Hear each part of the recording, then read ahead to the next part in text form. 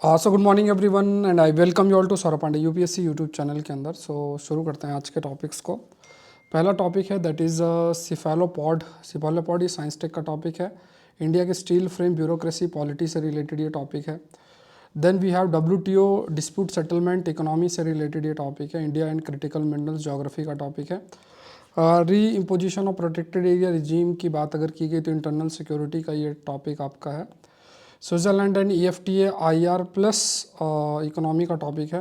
रोपल nuclear power plant geography से related है। Philippine acquisition of US Typhon missile system ये IR का टॉपिक है। तो ये सारे टॉपिक्स हैं, एक एक करके सब डिस्कस करेंगे और हमेशा याद रखना है कि सब्जेक्ट वाइज प्रोसीड करना है।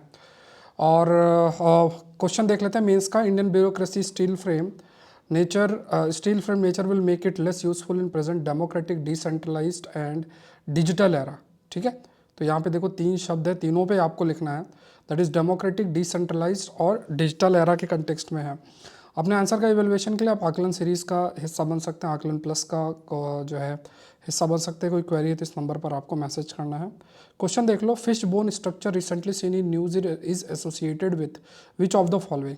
तो ये ऐसे बहुत सारे टॉपिक्स हैं जिनको मैं कंपाइल करके आपको टेस्ट सीरीज में दे रहा हूँ। सेट 10 तक आपको मिल चुके हैं और काफ़ी सारे सेट अभी बचे हैं। क्रिसमस जो ऑफ़र है वो आपका एक्टिव है आज। क्रिसमस ऑफ़र में 50% ऑफ सारे कोर्सेज पे है। ये बहुत अच्छी अपॉर्चुनिटी है आपके लिए। ठीक है, सारे जितने भी कोर्सेज हैं सभी में आपके 50% ऑफ है। और दो नए कोर्सेज आपके आ चुके हैं। एक तो जनरल साइंस और साइंस एंड टेक्नोलॉजी, लगभग 15 to 18 क्वेश्चन प्रीलिम्स में होते हैं। तो इसमें स्टैटिक टॉपिक भी होंगे और एडवांस टॉपिक्स सारे जितने भी आपके हैं वो सारे, चाहे 4 साल 5 साल जितने भी सालों में टॉपिक्स आए हैं सब कुछ आपके लिए रहेगा। तो ये बहुत इंपॉर्टेंट है। अगर आप 50% ऑफर का यूज़ करोगे तो अराउंड 1400 समथिंग का कोर्स पड़ेगा। 1400 में अगर आप देखो तो आपका 15 to 18 जो क्वेश्चन हैं वो आपके कवर हो जाएंगे। ठीक है, तो ये है। उसके अलावा 2 साल का प्रीलिम्स करंट अफेयर का कोर्स मैंने लॉन्च किया है। अगर अभी आप पूरा prelims specific current affair course से जुड़ना चाहते हैं तो इसको ज़रूर से जुड़ें। तो इसमें भी अगर आप 50% कोड का यूज़ करोगे, ये भी 1400 के आसपास जो प्राइस है वो आपका रहेगा। 1400 के आसपास जो प्राइस है वो प्राइस आपका रहेगा। तो ये कोड यूज़ करना है, मतलब अभी जो ऑफ़र चल रहा है क्रिसमस ऑफ़र उसी के उसमें रखना है। माइंड मैप भी है इसमें आपका, न्यूज़पेपर वगैरह सब कुछ, मतलब पूरा करंट अफेयर प्रीलिम्स स्पेसिफिक में रिवीजन। अगर आप पहाड़ बैच का हिस्सा तब भी आपके लिए रिवीजन में बहुत हेल्प करेगा ये, क्योंकि ये इसमें जो भी लेक्चर्स होंगे मेरे द्वारा ही होंगे जो मैं अपलोड करूँगा। और प्रॉपर माइंड मैप्स के माध्यम से जो मैंने कंटेंट अभी नए तैयार किए हैं उसके माध्यम से आपका प्रॉपर रिवीजन हो जाएगा। तो बहुत अल्टीमेट कोर्स है और इसमें आप मानकर चलो कि लगभग 50+ प्रश्न जो है उसके सोर्सेस आपको इसी कोर्स में रहेंगे। प्रीलिम्स की अगर बात किया जाए, अभी अब अगर आप कवर करेंगे तो कवर हो जाएगा, बाद में बड़ा मुश्किल होगा।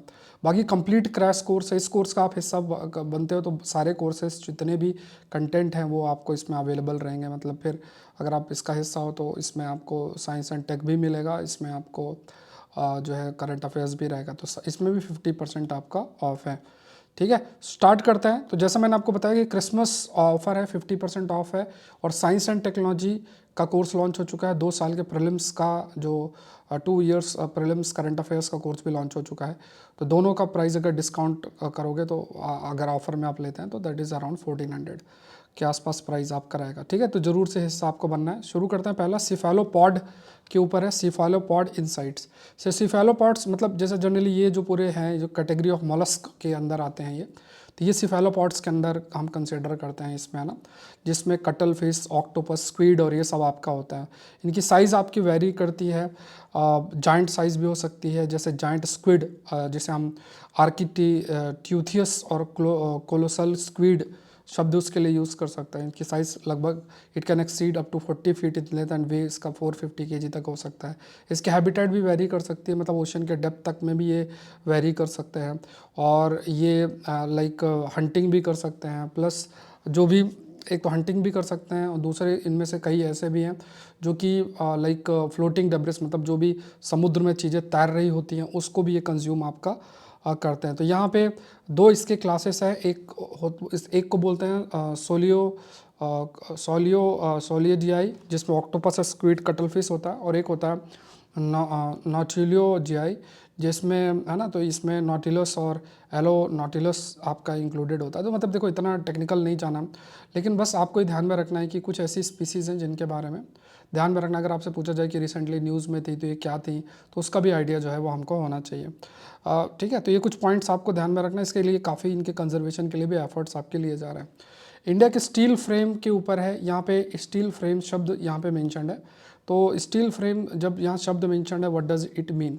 तो ब्यूरोक्रेसी के लिए ये शब्द आपका मेंशन्ड है। ठीक है, जो ब्यूरोक्रेसी है, ब्यूरोक्रेसी के लिए जो शब्द मेंशन्ड है स्टील फ्रेम।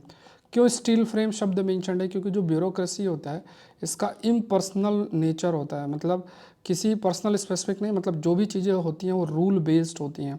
हर चीज़ जो रन होती है वो रूल रेगुलेशन और इसके बेसिस पर होती है। तो इसलिए इसको स्टील फ्रेम है, मतलब बिना रूल्स रेगुलेशन किए वो चीज़ें रन नहीं करेंगे, है ना। That is the reason it is considered to be a steel frame.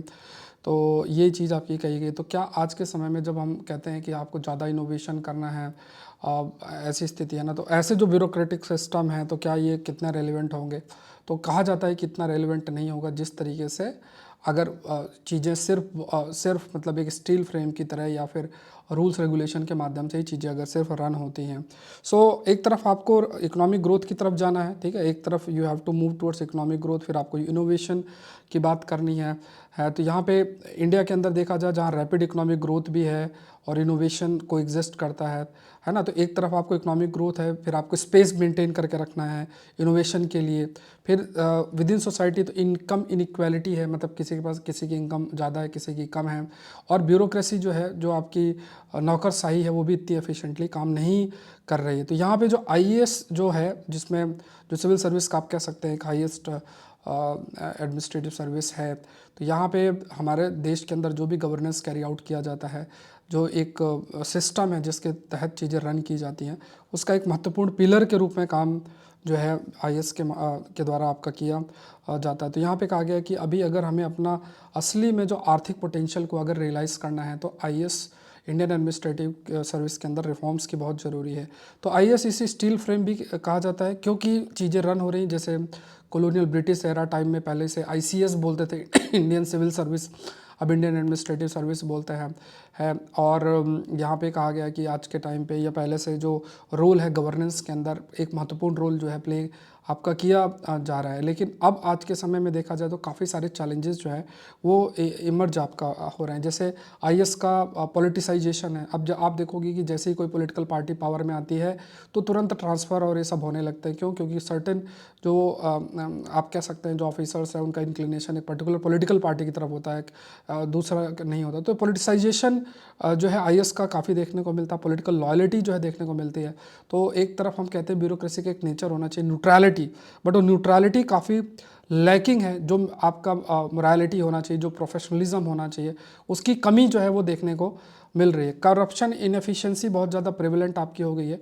इसकी वजह से सरकारी जो तंत्र वो इतना इफेक्टिवली काम नहीं कर रहा है और जो पॉलिसी जिस तरीके से अच्छे तरीके से इम्प्लीमेंट करना चाहिए वो नहीं है। तो इसमें देखो एक तो यही है कि जो भी पॉलिटिकल पार्टी है वो चाहेगा कि हमारा ये वाले हमारे जो लॉयल ब्यूरोक्रेट्स है वो होने चाहिए। अब उनका अपना एक एजेंडा होता है, उसके तहत वो कार्य करते हैं। तो इससे जो भी एक एडमिनिस्ट्रेटिव ऑटोनॉमी होनी चाहिए उसकी भी काफ़ी अधिक कमी आपकी कमी देखने को मिल रही है। फिर एग्जीक्यूटिव लेड गवर्नेंस देखने को मिलता है। एग्जीक्यूटिव मतलब जो आपके यहाँ पे पॉलिटिकल एग्जीक्यूटिव खासतौर से जो आपके मंत्री हैं वो है ना, तो आप देखोगे उनके लेड जो गवर्नेंस देखने को मिल रहा है। सेंट्रलाइज्ड डिसीजन मेकिंग है कि सब केंद्रीकरण बहुत अधिक है, जो एकदम ऊपरी जो तबका है वहाँ से जो डिसीजन मेकिंग होती है, जो कि एक डेमोक्रेटिक सिस्टम के लिए ठीक नहीं है। जहाँ पे हम कहते हैं कि लोकल लेवल पे लोकल पार्टिसिपेशन बहुत मैटर आपका करता है। तो यहाँ पे एक तरफ हम कहते वी से कि लोकल रिसोर्सेज का लोकल डेवलपमेंट के लिए इस्तेमाल होना, प्लस अकाउंटेबिलिटी जो है वो इंश्योर करना, पॉलिसी का प्रॉपर जो है इम्प्लीमेंटेशन होना। बट इसके लिए ज़रूरी क्या है कि जो सेंट्रलाइज्ड अप्रोच है वो फॉलो आपका ना किया जाए। अब जो पावर का कंसंट्रेशन पीएमओ तक रीच कर रहा है ये भी है। तो कई सीनियर ब्यूरोक्रेट्स का ये भी कहना है कि हम इवन हमारी जो ऑटोनॉमी है वो कॉम्प्रोमाइज़ आपकी हो रही है। जैसे इवन आईएएस है लेकिन फिर भी सब कुछ पीएमओ से अगर रन होगा तो जो सेंट्रलाइजेशन है वो देखने को आपका मिल रहा है। फिर इसके बाद इवन प्रयास किया जा रहा है कि जो प्राइवेट सेक्टर है उसके पार्टिसिपेशन को बढ़ाया जाए। लेटरल एंट्री की बात की जाती है। यूपीएससी के द्वारा जो लेटरल एंट्री है वो भी कराई जाती है, जिसमें इंटरव्यू के माध्यम से जो एक्सपर्ट हैं बहुत सारे एरिया में, जैसे मान लो सेमी कंडक्टर है। अब अभी आप ब्यूरोक्रेसी में सर्च करोगे कि सेमी कंडक्टर से रिलेटेड कोई एक्सपर्ट मिले तो बहुत मुश्किल है, जिससे हम जॉइंट सेक्रेटरी लेवल पे अपॉइंट कर सकें। तो फिर प्राइवेट सेक्टर के पार्टिसिपेशन की बात की जाती है कि लेटरल एंट्री के माध्यम से जो एक्सपर्टीज़ है उनको जो है रिक्रूट किया जाए और फिर वो फर्दर काम करे। लेकिन अब उसमें भी एक क्योंकि जो सिस्टम चला रहा है उसकी एक्सेप्टेबिलिटी, मतलब अगर कोई बाहर से प्राइवेट सेक्टर से अगर रिक्रूट हो रहा है तो जो आईएएस लॉबी है उसको कैसे कंसिडर करेगी, कितना सपोर्ट करके काम करेगी, तो ये भी एक चैलेंज जो है देखने को मिलता है। तो आईएएस का जो ट्रेडिशनल डोमिनेंस है इससे लेटरल एंट्री से काफ़ी अधिक अफेक्ट आपका हो सकता है।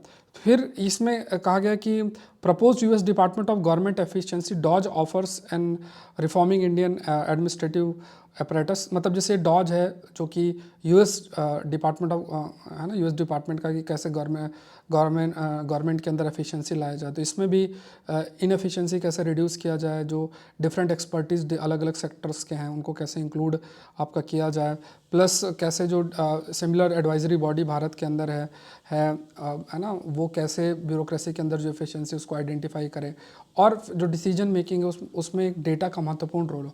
ऑल्दो ये डेटा कितना रिलेवेंट है, उसमें बायसेस ना हो, सही तरीके से डेटा कलेक्ट हो, ये भी देखना जरूरी आपका बनता है। सो रिफॉर्म्स की अगर बात करें तो रिफॉर्म्स में यहाँ पे जो मतलब रेजिस्टेंस है वो आपका ब्यूरोक्रेसी के विदिन है, जैसे लेटरल एंट्री है या परफॉर्मेंस बेस्ड प्रमोशन है ना। अभी जैसे बात चल रही है कि जितना अच्छा परफॉर्म करेंगे सैलरी उसी बेसिस पे मिलेगी, है ना, सीनियरिटी बेस्ड प्रोग्राम है। तो यहाँ पे इवन जैसे सीनियरिटी को ज़्यादा प्रायोरिटी दी जाती है, यहाँ पे परफॉर्मेंस और दूसरे क्राइटेरिया को कंसिडर नहीं किया जाता है। तो ये है कि मतलब अगर आप रिफॉर्म्स भी लेकर आओगे, मान लो आप परफॉर्मेंस बेस्ड प्रमोशन ही लेकर आते हो, उसका ही रेजिस्टेंस ऑफर जो है देखने को मिलेगा, कहेगा सीनियरिटी बेस्ड सिस्टम जो है होना चाहिए। फिर पॉलिटिकल इंटरफेरेंस है, ये भी एक है, बहुत एक बड़ा इशू है ना। जुडिशल इंटरवेंशन भी देखने को मिलता है, चीज़ें अगर सही से इन्फोर्स नहीं होती हैं तो वहाँ पे जो जुडिशल इंटरवेंशन भी देखने को मिलता है। Civil service standard performance accountability bill 2010 से 2010 से आपका आप कह सकते हो कि उसका जो इम्प्लीमेंटेशन है वो अभी रुका हुआ है, या अभी तक वो प्रपोजल सामने जो है वो नहीं आया है। फिर उसके बाद डोमेन एक्सपर्टीज़, मेरिट सिस्टम को कैसे प्रमोट किया जाए, परफॉर्मेंस को कैसे मेज़र किया जाए, सीनियरिटी के अलावा इस पर भी फोकस आपका करना ज़रूरी है। और रोबस्ट डेटा स्ट्रक्चर भी हो, डेटा स्ट्रक्चर है तभी आप परफॉर्मेंस मेज़र करेंगे, किस तरीके से आप किसी के परफॉर्मेंस को मेज़र करेंगे, उसका इंडिकेटर क्या है वो भी देखना ज़रूरी है। ऐसा ना हो कि सब डिस्क्रिप्शन आपने हायर अथॉरिटी को दे दिया और अगर फिर उसने किसी भी मान लो कोई ईमानदारी से काम भी कर रहा है कोई ब्यूरोक्रेट, तो उसको परेशान करने के लिए उसका जो परफॉर्मेंस उसको डाउन दिखा दिया, भले वो बहुत अच्छा काम कर रहा है। तो ये सब चैलेंजेस जो हैं देखना पड़ेगा कि डेटा इंफ्रास्ट्रक्चर पे इन्वेस्ट करना जिसके माध्यम से जो परफॉर्मेंस हम उसको मेज़र कर सकें, और इवन जो डेटा है उस डेटा के बेसिस पर डिसीजन मेकिंग हो सके, उस डायरेक्शन में काम करना है। गेटिफिकेशन ऑफ वर्ल्ड ट्रेड ऑर्गेनाइजेशन, इसका थोड़ा सा मैं आपको वो दे देता हूँ। देखो यहाँ पे विश्व की अगर हम बात करते हैं, वर्ल्ड ट्रेड ऑर्गेनाइजेशन खासतौर से, तो जो व्यापार होता है विश्व में, जो व्यापार होता है वो व्यापार रूल बेस्ड होना चाहिए। और वो रूल बेस्ड कैसे है, वो WTO के माध्यम से होता है। जैसे है ना, कोई एक कंट्री ए है उसको व्यापार बी से करना है, बी को सी से करना है, या ए को सी से करना है, किस बेसिस पे व्यापार करेगा, क्या रूल्स रेगुलेशंस होंगे, अगर डिस्प्यूट होगा तो किसके माध्यम से सॉल्व होगा, तो ये सब कुछ आपका वर्ल्ड ट्रेड ऑर्गेनाइजेशन के माध्यम से किया जाता है। तो वर्ल्ड ट्रेड ऑर्गेनाइजेशन की जब हम बात करते हैं, when you talk about world trade organisation, ठीक है, तो वर्ल्ड ट्रेड ऑर्गेनाइजेशन की जब हम बात करते हैं तो इसमें एक अलग से बॉडी है जिसे हम बोलते हैं डिस्प्यूट सेटलमेंट। अब यहाँ समझना बात को, जो इसमें आर्गूमेंट बहुत अच्छा दिया गया है, डिस्प्यूट सेटलमेंट मतलब सपोज करो कि अगर ए कंट्री है और बी कंट्री है, दोनों के बीच में कोई डिस्प्यूट है व्यापार को लेके, तो WTO के डिस्प्यूट सेटलमेंट मैकेनिज्म का यूज़ करते हैं। अब इसमें एक और बॉडी विदिन है जिसमें हम एपलेट बॉडी बोलते हैं। तो इसमें 2 टायर सिस्टम होता है, एक बॉडी है फिर उसके खिलाफ आप अपील कर सकते हो एपलेट बॉडी के अंदर। अब ये जो एपलेट बॉडी है वो नॉन फंक्शनल आपकी है। इसका मतलब क्या हुआ कि अगर इनके बीच में, ए और बी के बीच में डिस्प्यूट है, तो वो क्योंकि ए एपलेट बॉडी वर्क नहीं कर रही, नॉन फंक्शनल है, तो उनका डिस्प्यूट सॉल्व नहीं होगा। ये जो है इससे WTO की रेलेवेंसी जो है वो आपकी ख़त्म हो रही है। और ये क्यों नॉन फंक्शनल है, क्योंकि यूएस ने जो अपॉइंटमेंट है मेंबर्स का उसको रोक रखा, फंडिंग को एकदम रोक रखा है। पहले बैरक ओबामा जो है उन्होंने स्टार्ट किया, फिर डोनाल्ड ट्रंप, फिर वो जो बाइडन, फिर ये चीज़ें कंटिन्यू। क्यों ऐसा यूएस भी ऐसा क्यों कर रहा है, क्योंकि यूएस को इस चीज़ का पता है कि उसका जो डोमिनेंस है उसको काउंटर चाइना कर सकता है। तो वो कुछ ऐसी पॉलिसी लेकर आता है जो कि WTO के नॉर्म्स के खिलाफ है, ऐसी पॉलिसी लेकर आ रहा है। तो अगर यूएस के एक्शन के खिलाफ अगर कोई WTO जाता भी है, बट WTO के अंदर एपेलेट बॉडी है ही नहीं, तो डिस्प्यूट सेटलमेंट नहीं होगा। इस वजह से जो यूएस है वो अपनी जो भी पॉलिसी है उसको आगे बढ़ाता चला जाएगा। इसलिए उसने क्या एक तरीके से जो एपेलेट बॉडी उसको उसके फंक्शनिंग को रोक रखा है। अब ऐसा अगर होगा तो विश्व क्या है, बायलैटरल ट्रेड और बायलैटरल जो ट्रेड डिस्प्यूट मैकेनिज्म है उसको कैसे दूर किया जाए, उस डायरेक्शन में जाएगा। WTO पे जो ट्रस्ट है वो आपका कहीं ना कहीं आपका रिड्यूस हो जाएगा। ठीक है, तो यहाँ पे ये चीज़ आपकी हाईलाइट किया गया। तो यही बात जो है इसके अंदर आपकी लिखी हुई है। तो मतलब जो एपेलेट बॉडी है काफ़ी समय से नॉन ऑपरेशनल है, मेनली यूएस की वजह से, जो कि इसके अपॉइंटमेंट को ब्लॉकिंग भी कर रहा है, बैराक ओबामा, फिर उसके बाद डोनाल्ड ट्रंप, फिर जो बाइडेन, उनके द्वारा है। ठीक है, इम्प्लीकेशन इससे क्या होगा कि डिस्प्यूट रिजॉल्व नहीं होगा, कंट्री का जो फेथ है वो आपका रिड्यूस काफ़ी हद तक होगा, WTO का जो वर्क है वो पूरा रुकेगा, रेलेवेंस ग्लोबल ट्रेड में WTO का रिड्यूस आपका होगा। और उसके पहले जैसे जो WTO का एस्टैब्लिशमेंट 1995 के अंदर है, आपका हुआ था 1995 में, और यहाँ पे खास तौर से जो WTO का ऑब्जेक्टिव यही कि रूल बेस्ड जो ग्लोबल ट्रेड है वो आपका रन हो, ये चीज़ आपके हाईलाइट किया गया है। तो यहाँ पे international rule of law maintain रहे, उसमें WTO का एक महत्वपूर्ण रोल है। फिर general agreement on tariff and trade था, पहले जो विश्व में व्यापार है उसके बेसिस जो general agreement on tariff and trade था, गैट जिसे बोलते हैं। फिर WTO की तरफ हमने प्रोसीड किया, तो धीरे धीरे जो विश्व है उसने जो भी रिस्ट्रिक्शंस इम्पोज की गई थी WTO के, उसको एक्सेप्ट भी किया। बट अब क्योंकि जैसा मैंने आपको चाइना फैक्टर बताया कि चाइना फैक्टर जैसे जैसे चाइना ऊपर उठ रहा है, यूएस भी ये चाहता है कि कहीं ना कहीं अभी ये पूरा चीज़ें फंक्शनल ना, और वो ऐसी पॉलिसी लेकर आए जो भले ट्रेड नॉर्म्स के खिलाफ हो, बट वो चाइना को काउंटर कर ले और उसके खिलाफ कुछ भी जो है वो WTO डिस्प्यूट सेटलमेंट तक रीच ना किया जाए। तो ये कहीं ना कहीं international politics basically taking over international law, और इससे WTO का जो रेलिवेंस है वो काफ़ी हद तक आपका अफेक्ट जो है वो आपका हो रहा है। तो इसे गैटिफिकेशन ऑफ WTO भी कहा गया है ना। तो understanding this ratification of WTO is crucial for grasping the current state of international trade. तो यहाँ पे अगर कोई बातचीत किया जाएगा तो उसका भी रेलेवेंस इतना रहेगा जिस टाइप से यूएस के द्वारा चीज़ें रोकी जा रही हैं। तो बहुत इंपॉर्टेंट है कि इस गैटिफिकेशन को रोका जाए, है ना। ऐसा ना हो कि अपने विम और विल के माध्यम से चीज़ों को रन किया जाए, रूल्स रेगुलेशन लॉ के माध्यम से चीज़ें रन ना हो, ऐसा जो है रोकना है। नेक्स्ट देखते हैं, India reliance on China for critical minerals. Critical minerals के ऊपर ये टॉपिक है, आप लोग सेशन को लाइक जरूर से करना है, ये बहुत इंपॉर्टेंट है। ठीक है, सिग्निफिकेंस ऑफ क्रिटिकल मिनरल्स की अगर बात किया जाए, नेशंस इकोनॉमिक डेवलपमेंट, तो ये विश्व के मतलब देश के इकोनॉमिक डेवलपमेंट के लिए बहुत इंपॉर्टेंट भी है। तो हमारे पास लगभग 30 क्रिटिकल मिनरल्स है जो हमें चाहिए भी। ये क्रिटिकल मिनरल्स डिफरेंट एरियाज़ में ज़रूरत भी होते हैं, और इनको मैंने पहले भी आपको एक्सप्लेन किया कि डिपेंडिंग अपॉन नीड रिक्वायरमेंट के बेसिस पे किसी मिनरल को क्लासीफाई किया जाता है क्रिटिकल मिनरल्स के ऊपर। चाइना पे बहुत अधिक निर्भरता है क्रिटिकल मिनरल्स को लेके। Like world largest mining nation है चाइना में, लगभग 173 टाइप्स ऑफ मिनरल्स हैं, जिसमें 13 एनर्जी मिनरल्स हैं, 59 मेटालिक मिनरल्स हैं और 95 नॉन मेटालिक मिनरल्स हैं। चाइना लगभग 40% global reserve of essential mineral copper, lead, zinc, nickel, cobalt, lithium, gallium, germanium और क्रिस्टलिन ग्रेफाइट, इनको कंट्रोल आपका करता है। काफ़ी लगभग इन्वेस्टमेंट ऑफ $19.4 बिलियन जो है एक्सप्लोरेशन में आपका खर्चा भी किया गया है। उसके बाद चाइना डोमिनेट करना है मिनरल प्रोसेसिंग में, जैसे 87% rare earth processing, 58% lithium refining, 68% silicon processing, इन पर चाइना काफ़ी मतलब इन्वेस्ट भी आपका कर रहा है। और ये सब की ज़रूरत भी है स्पेस टेक्नोलॉजी के इक्विपमेंट को बनाने में, या टेक्नोलॉजी बेस्ड जो भी इक्विपमेंट प्रोडक्ट को बनाने में इनकी काफ़ी ज़रूरत भी होती है। सेमीकंडक्टर जैसी चीज़ें हैं, उनको अगर आप बनाते हो तब भी इसकी काफ़ी अधिक ज़रूरत आपकी है। तो इससे निर्भरता चाइना पे काफ़ी अधिक आपका बन जाता है। अब चाइना क्या करता है, देखो वेपनाइजेशन की तरफ चाइना प्रोसीड कर रहा है। There is this concept called as weaponisation. Weaponisation का मतलब क्या होता है कि जो भी मान लो किसी पर उस पर आप निर्भर हो, तो वो कहेगा कि देखो मेरी बात मानो, अदरवाइज मैं आपको ये चीज़ नहीं दूंगा। तो वेपनाइजेशन ऑफ सप्लाई चेन एक बड़ा फैक्टर बन जाता है। तो यहाँ पे अगर देखा जाए तो bismuth, lithium, silicon, titanium, tellurium and graphite. तो बिस्मथ है, लिथियम है, सिलिकॉन है, टाइटेनियम है, टेल्यूरियम है, ग्राफाइट है।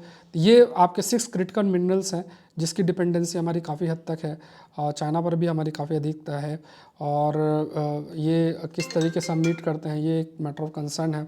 इंडिया का जो रिलायंस है ऑन इम्पोर्ट्स इस सेवरल, कई सारे चैलेंजेस हैं। देखो, एक तो डीप सीटेड मिनरल्स है, बहुत सारे ऐसे मिनरल्स हैं जो अंडरग्राउंड में हैं, तो इस पर हाई रिस्क इन्वेस्टमेंट चाहिए होगी। लिमिटेड प्रोसेसिंग कैपेबिलिटी है कि किस तरीके से हम, जैसे मान लो इवन आपका लिथियम आपने जम्मू कश्मीर में डिस्कवर किया है, जैसे 5.9 मिलियन टन रिसोर्सेस है, बट टेक्नोलॉजी की कमी कि हम उसको एक्सट्रैक्ट कैसे करें। प्राइवेट सेक्टर पार्टिसिपेशन भी इंपॉर्टेंट है, प्राइवेट सेक्टर को सर्टेन इंसेंटिव्स हो तभी जो है वो पार्टिसिपेट भी करेंगे। हमारे पास कई स्ट्रेटजीज भी हैं जिसके माध्यम से हम आगे बढ़ रहे हैं, जैसे जो आपकी काबिल है, जो कई आप कह सकते हो कि इंटरनेशनल लेवल पे एक्सप्लोरेशन का काम जो भारतीय कंपनी काम करती है। सो है ना, कई सारे ओवरसीज़ मिनरल जो एसेट्स हैं उसको एक्सप्लोर करना, जैसे अफ्रीका, इन सब में हम लोग कर रहे हैं। रिसर्च इन्वेस्टमेंट की तरफ भी है, research through geological survey of India, कई सारे रिसर्च और ये सब भी हम कर रहे हैं। रिसाइकलिंग प्रैक्टिसेस जो हैं उसको प्रमोट कर रहे हैं कि जैसे मान लो जहाँ भी यूज्ड है तो उसको रिसाइकिल करके दोबारा यूज़ आपका किया जा सकता है, ठीक है। तो इस पर हम काम कर रहे हैं, रिसाइकलिंग को इंसेंटिवाइज भी जो है कर रहे हैं, जिससे कि हमारे क्रिटिकल मिनरल्स का जो नीड है वो हम मीट कर सके। नेक्स्ट देखते हैं, मिनिस्ट्री ऑफ होम अफेयर्स है, नॉर्थ ईस्टर्न स्टेट्स में सर्टेन रिस्ट्रिक्शंस को इम्पोज किया है। तो ये जैसे इम्पोज किया है, जैसे कोई भी फॉरेन विजिटर्स जो हैं अगर विजिट करते हैं इन जगहों के नॉर्थ ईस्टर्न, जैसे मणिपुर, मिजोरम, नागालैंड, तो इस पर रिस्ट्रिक्शंस लगाई गई हैं। और ये protected area regime on December 18, 2024 है शायद, है ना, 23 लिखा है यहाँ पे। तो ये शिफ्ट है बेसिकली, जो टेंशन आपका मणिपुर के अंदर चल रहा है उसके लिए, उसके वजह से ये आपका किया गया है। और जो प्रोटेक्टेड एरिया रिजीम है ये under foreign protection area order 1958 के तहत होता है। तो इसके तहत क्या है कि कोई भी जो फॉरेनर है वो जिसे प्रोटेक्टेड एरिया आप डिक्लेयर करते हो वहाँ अपने आप ऐसे रीच नहीं कर सकता, उसे प्रॉपर परमिशन लेनी पड़ेगी फ्रॉम द सेंट्रल गवर्नमेंट, तभी वो मूव कर सकते हैं। तो फॉरेनर जो भी होंगे मस्ट ऑब्टेन अ परमिट कि वो कहाँ पे जाएंगे, रेजिडेंस क्या है, कब तक रहेंगे। फिर उसके बाद कई ऐसे रीजन्स, हिमाचल प्रदेश, जम्मू एंड कश्मीर और मणिपुर, मिजोरम, नागालैंड की बात करें, इसमें ये सब एरियाज़ कवर्ड किए जाते हैं। ऑर्डर के बेसिस में एरिया को मार्क किया जाता है कि ये प्रोटेक्टेड एरिया है। तो कुछ रिलैक्सेशन किया गया था, like free movement to promote tourism आपका किया गया था, बट इस पॉलिसी का दोबारा से रीवैल्यूएशन आपका किया जा रहा है। मणिपुर के अंदर जैसे कुकीज और मैतीस जो है उनके बीच कन्फ्लिक्ट चल रहा है, तो सिक्योरिटी कंसर्न लगातार रीच कर रहा है। फिर उसका म्यांमार के अंदर जो क्राइसिस है वो भी है, तो बहुत सारे रिफ्यूजीज़ म्यांमार से हैं वो भी देखने को मिल रहा है, तो इससे भी काफ़ी अधिक टेंशन उस रीजन के अंदर आपका इंक्रीज़ हुआ है। सो है ना, तो इसमें कहा गया कि बहुत सारे जो ये टेंशन मणिपुर के अंदर चल रहा है, इसमें फॉरेन हैंड भी बहुत इन्वॉल्व है, खास तौर से जो म्यांमार से काफ़ी सारे रिफ्यूजीज़ आ रहे हैं और वो काफ़ी ज़्यादा जिम्मेदार जो टेंशन आपकी मणिपुर के अंदर देखने को मिल रही है। तो यहाँ पे फॉरेन टूरिस्ट जो भी लाइक इन जगहों को विज़िट करना है तो उन्हें प्रोटेक्टेड एरिया परमिट की ज़रूरत होगी, तो वो अप्लाई कर सकते हैं। लाइक है ना, like permit can be secured for Indian mission abroad, the MHA, district magistrate या फॉरेन रीजनल रजिस्ट्रेशन ऑफिस से। So who need a PAP, protected area permit किनको चाहिए, जो भी सिटीजन्स अफगानिस्तान, चाइना और पाकिस्तान से हैं या फिर फॉरेन नेशनल्स हैं with origin in these countries, उन्हें चाहिए होंगे।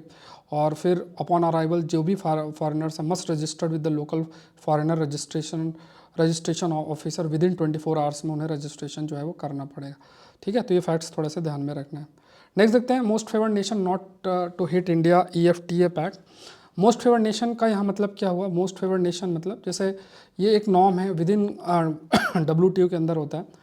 इसमें मान लो A और B देश है, तो मान लो A का प्रोडक्ट B में जा रहा है, तो ऐसा नहीं है कि B जो है डिस्क्रिमिनेट कर सकता है A के प्रोडक्ट को, उसको ट्रीट करना पड़ेगा जैसे कि कोई डोमेस्टिक कंपनी का प्रोडक्ट है, मतलब आप ऐसा कोई डिस्क्रिमिनेशन नहीं कर सकते। मान लो कोई पर्टिकुलर कंट्री से कोई प्रोडक्ट आ रहा है, तो ये जो स्टेटस दिया जाता है इसे मोस्ट फेवर्ड नेशन बोला जाता है, विद इन WTO नॉर्म्स के अंदर ये आपका इंक्लूडेड है।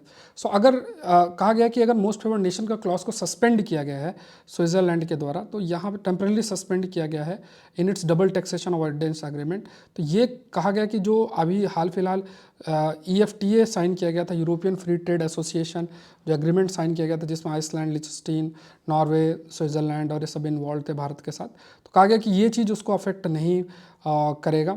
जो स्विस गवर्नमेंट है उसने जो सस्पेंशन ऑफ FNN स्टेटस, मतलब मोस्ट फेवर्ड नेशन का जो सस्पेंशन का है, विल नॉट एडवर्सली अफेक्ट जो स्विस इन्वेस्टमेंट भारत के अंदर होगा उसको ये अफेक्ट नहीं होगा।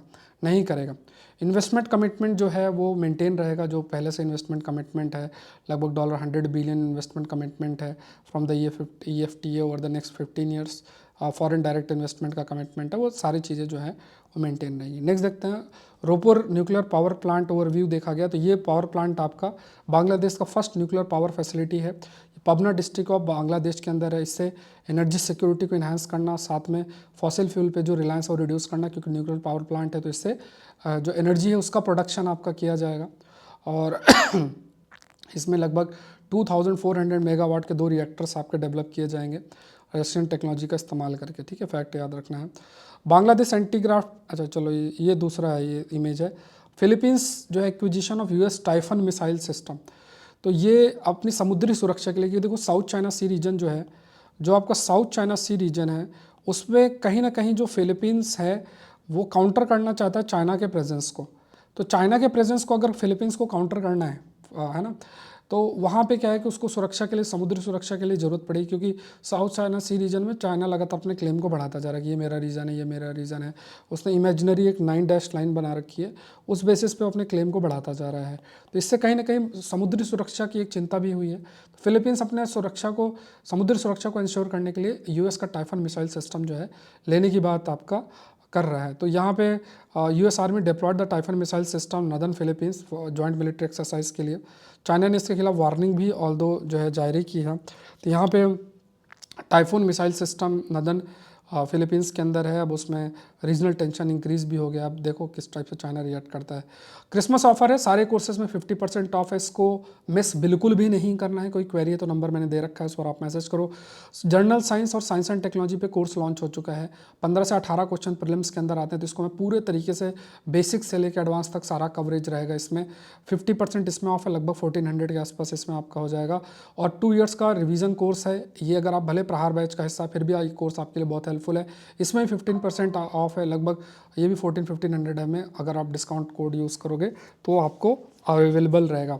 और पूरा कंप्लीट कोर्स जो क्रैश कोर्स है, जिसमें सब कुछ इंक्लूडेड है, करंट अफेयर्स और स्टैटिक, तो ये बैच भी है, इस पर भी 50% ऑफ है। सारे कोर्सेज से ज्वाइन करने के लिए लिंक डिस्क्रिप्शन बॉक्स में, या फिर saurabh-pandey-upsc.com पे जाके ऑल कोर्सेज पे क्लिक करोगे, लिंक कोर्सेज मिल जाएंगे। या Saurabh Pandey CSE app download करके आप ज्वाइन कर सकते हैं। कोई क्वेरी है तो नंबर मैंने आपको दे रखा है। क्वेश्चन मैंने आपको दिया था, fishing bone structure recently seen in news is associated with which of the following. तो आंसर है मैनग्रोव प्लांटेशन। तो ये एक कंजर्वेशन टेक्निक है जिसके माध्यम से रिफॉरेस्ट करना मैनग्रोव्स को, ठीक है। इस पर डिटेल एक्सप्लेनेशन, जैसे ऐसे बहुत सारे क्वेश्चन का कंपाइलेशन में 2 साल का आपको टेस्ट सीरीज़ में भी दूंगा। प्रीलिम्स के करंट अफेयर का जो कोर्स होगा उसमें भी मैं करवाऊंगा, प्रैक्टिस सेट भी उसमें अवेलेबल रहेंगे। अल्टीमेट ये कोर्सेस हैं आपके, तो अपने हिसाब से आप देख लेना। क्वेश्चन देख लो, Indian bureaucracy steel frame nature will make it less useful in present democratic decentralised and digital era. Discuss करना, 15 नंबर का है, जरूर से जरूर लिखो। मिलता है नेक्स्ट सेशन में। नंबर याद रखना, इस पर कोई भी क्वेरी है तो आप मैसेज जो है कर सकते हैं। मिलता है नेक्स्ट सेशन में। Thank you everyone, thank you.